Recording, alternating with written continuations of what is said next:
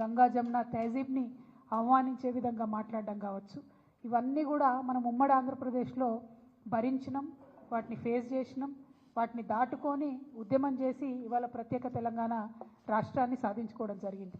ప్రత్యేక తెలంగాణ రాష్ట్రం సాధించుకున్న తర్వాత కేసీఆర్ గారు పెద్దలు ముఖ్యమంత్రి అయిన తర్వాత మరి చిన్నది పెద్దది అని చూడకుండా అది పాలపిట్టైనా, తంగేడు పువ్వు అయినా, జమ్మి చెట్టు అయినా, కృష్ణ జింక అయినా అన్నీ కూడా అధికారిక చిహ్నాలుగా ప్రకటించుకుంటూ, అట్లానే బతుకమ్మ పండుగ అయినా, బోనాల పండుగ అయినా వాటిని రాష్ట్ర పండుగలుగా ఆనాడే కేసీఆర్ గారు గుర్తించడం జరిగింది.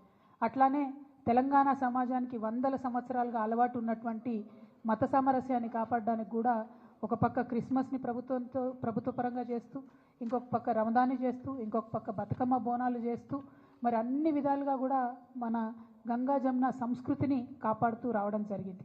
మరి ఇవాళ 10 ఏళ్ళు బీఆర్ఎస్ పాలన తర్వాత ఒక రికార్డ్ లాగా ఒక చిన్న మత కల్లోలం కూడా లేకుండా మనం సాధించుకోవడం జరిగింది. ఇవాళ కాంగ్రెస్ ప్రభుత్వం వచ్చినప్పటి నుంచి ఏం జరుగుతుంది?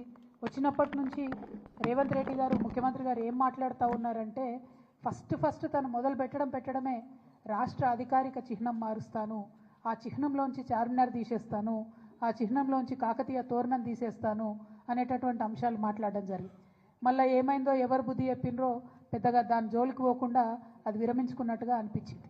ఆ తర్వాత మళ్ళీ ఏ పండగ వచ్చినా కూడా దాన్ని చేయకుండా, అంటే రమదాన్ పండుగ వచ్చింది, దానికి తోఫా ఇవ్వలేదు. బతుకమ్మ పండుగ వచ్చింది, మా ఆడబిడ్డలకు చీరలు ఇవ్వలేదు. రేపు క్రిస్మస్ వస్తుంది, దానికి కూడా వాళ్ళు ఏమి ఇచ్చే ఆలోచనలో కూడా కనీసం లేరు. అదేవిధంగా మరిగా ప్రభుత్వ వేడుకల్లో పాడుతున్నటువంటి పాటలు చూస్తే నిజంగా కన్నీళ్ళు వచ్చేటటువంటి పరిస్థితి. మొన్న పెద్దపల్లిలో కానీ, అంతకుముందు వరంగల్లో కానీ, నిన్న సెక్రటేరియట్లో వాళ్ళు పెట్టుకున్న కార్యక్రమంలో కానీ మనకు సంబంధం లేని పాటలు, అసలు మన తెలంగాణ సమాజం ఆమోదించినటువంటి పాటలు. మరి అంతమంది తెలంగాణలో జానపద కళాకారులు ఉంటే ఒక్క కళాకారుడు కూడా మీకు పాట పాడడానికి దొరకలేదా? ఒక్క తెలంగాణ గీతం, తెలంగాణ సంస్కృతిని తెలిపేటటువంటి ఒక్క గీతం కూడా ప్రభుత్వ వేదికల్లో ఉండకూడదని మీరు అనుకున్నారా అని ఇవాళ మేము ప్రశ్నిస్తూ ఉన్నాం. మరి వాళ్ళు చేసిన కార్యక్రమం ఏంది? తెలంగాణ తల్లి రూపును మారుస్తామని చెప్పినారు. ఎట్లా మారుస్తారండి? ఎందుకు మారుస్తారు? అసలు ఇవాళ అనేకమైన విగ్రహాలు దేశంలో ఉంటాయి. ఒక్కసారి తెలంగాణ ప్రజలందరినీ కూడా ఆలోచించాలని నేను కోరుతూ ఉన్నాను. గాంధీ గారి విగ్రహాలు పెట్టుకుంటాం మనం ఊరూరా. ఏం జీవం ఉందని పెట్టుకుంటామండి? ప్రేమ ఉంది కాబట్టి, మనసు నిండా గౌరవం ఉంది కాబట్టి పెట్టుకుంటాం. అంబేద్కర్ వారి విగ్రహాలు ఉన్నాయి, ఊరూరా ఉన్నాయి, కోట్ల సంఖ్యలో ఉన్నాయి. ఎందుకోసం పెట్టుకుంటాం? ఎవరన్నా జీవో ఇచ్చిరని పెట్టుకుంటామా? పూలే విగ్రహాలు ఉన్నాయి ఇవాళ, ఎందుకోసం అని పెట్టుకుంటాం? ప్రేమ ఉంది కాబట్టి, గౌరవం ఉంది కాబట్టి పెట్టుకుంటాం. అట్లనే సేవాలాల్ మహారాజ్ విగ్రహాలు పెట్టుకుంటాం. ఎందుకోసం పెట్టుకుంటాం? ఎవరన్నా జీవో ఇచ్చిరని పెట్టుకుంటామా? ఏదైనా ప్రభుత్వం ఆదేశించిందని పెట్టుకుంటామా? ఎందుకోసం అని పెట్టుకుంటాం? ఇవాళ సుభాష్ చంద్రబోస్ విగ్రహాలు ఉన్నాయి, దేశం కోసం ప్రాణాలు త్యాగం చేసిండు కాబట్టి ఆయన విగ్రహాలు ప్రజలు మనసారా కోరుకొని ఆకాంక్షించి పెట్టుకుంటారు. మరి శివాజీ విగ్రహాలు ఉన్నాయి ఇవాళ, చాలా పెద్ద ఎత్తున యువతంతా కూడా పెట్టుకుంటూ ఉంటారు కలిసి. ఎందుకోసం పెట్టుకుంటారు? ఎవరైనా జీవో ఇచ్చిరని పెట్టుకుంటారా? మరి తెలంగాణ తల్లి విగ్రహాలు కూడా వేల సంఖ్యలో ఉన్నాయి ఇవాళ, ప్రతి గ్రామంలో ఉన్నాయి, ప్రతి చోట ఉన్నాయి. కొన్ని పెద్ద గ్రామాలలో అయితే 2-3 ఉన్నాయి. ఎందుకోసం పెట్టుకున్నాం అవి? ఆనాడు ఉద్యమంలో మాకు స్ఫూర్తి నింపినటువంటి తల్లి కాబట్టి, అమ్మ కాబట్టి పెట్టుకున్నాం. ఇక భరతమాత విగ్రహాలు ఉన్నాయి, లేవా భరతమాత విగ్రహాలు? దానికి జీవో ఇచ్చిందా? కేంద్ర ప్రభుత్వం జీవో ఇచ్చిందా? జీవో ఇస్తేనే జీవో పరంగానే పెట్టుకున్నామా? లేదు కదా, దేశభక్తితో పెట్టుకుంటాం.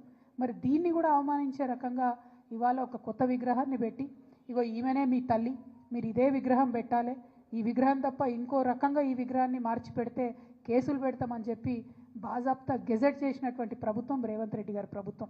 బ్రిటిష్ ప్రభుత్వం కూడా ఎన్నడూ భరతమాత మీద గెజెట్ ఇవ్వలే, కానీ రేవంత్ రెడ్డి సర్కార్ మాత్రం తెలంగాణ తల్లి మీద గెజెట్ ఇవ్వడం అన్నది చాలా దారుణం, చాలా ఘోరాతి ఘోరమైన విషయం. మనం గమనించాల్సిందిగా నేను తెలంగాణ ప్రజలందరినీ కూడా మరి కోరుతా ఉన్నా. అంటే ఇవాళ కాంగ్రెస్ నాయకులు ఎట్లా మాట్లాడుతున్నారంటే, ఉమ్మడి ఆంధ్రప్రదేశ్లో సమైక్యాంధ్రాన్ని కోరుకునేటటువంటి కాంగ్రెస్ నాయకులు ఏదైతే ఆర్గ్యుమెంట్ తీసుకొచ్చిండ్రో, ఏదైతే మాట్లాడినరో అవే ఇప్పుడు వీరు కొనసాగిస్తున్నటువంటి పరిస్థితి. అంటే ఒక వింతవాదం, ఒక వితండవాదం, దానికి కాంగ్రెస్ వాదం అంటాం మేము, తెలంగాణ వాదం అనం. మీరు కాంగ్రెస్ వాదులు, మీరు తెలంగాణ వాదులు కాదు, ముమ్మాటికి కాలేరు. మీకు ఎప్పటికీ కూడా కాంగ్రెస్ ప్రయోజనాలే ముఖ్యం తప్పితే తెలంగాణ ప్రయోజనాలు ముఖ్యం కాదు. ఈ మాట ఇంకొక విషయం, మనందరం ఎందుకు పోరాటం చేసినాం? నీళ్ళ కోసం పోరాటం చేసినాం. ఆదిత్యనాథ్ దాస్ అనేటటువంటి ఒక అధికారి, ఆంధ్రప్రదేశ్లో చీఫ్ సెక్రటరీగా పనిచేసి రిటైర్ అయినటువంటి అధికారి, అక్కడ ఉండి రాయలసీమ లిఫ్ట్ ఇరిగేషన్ నుంచి రోజుకొక టీఎంసీ నీళ్ళని తీసుకుపోవచ్చని ఆదేశాలు ఇచ్చినటువంటి అధికారిని తీసుకొచ్చి ఇవాళ మీరు తెలంగాణ రాష్ట్ర ఇరిగేషన్ శాఖలో అడ్వైజర్గా పెట్టిండ్రు. అంటే మీరు ఎవరి ప్రయోజనాలు కోరుకొని పెట్టిండ్రు?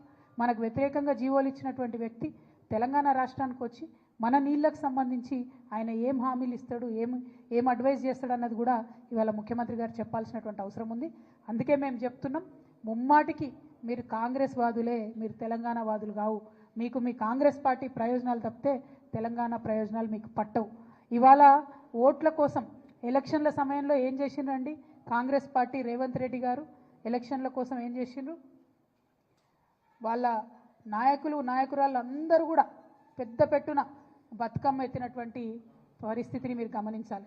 ఇవ్వండి శ్రీమతి ఇందిరాగాంధీ గారు, మరి తను బతుకమ్మ ఎత్తుకొని తెలంగాణ ప్రజలకు బతుకమ్మను శుభాకాంక్షలు చెప్పినటువంటి వ్యక్తి.